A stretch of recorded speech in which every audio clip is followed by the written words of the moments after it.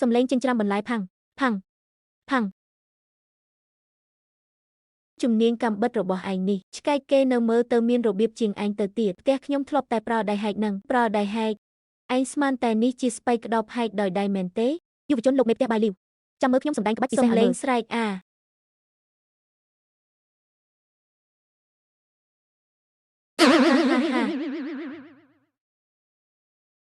ចាំខ្ញុំជួយយកវាចេញឲ្យប្រឹងទាញខ្ទះហឺ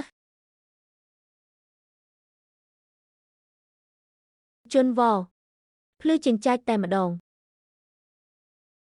លោកលីវឯងចប់ស្រឡះហើយលោកលីវក្រាបទូលព្រះនាង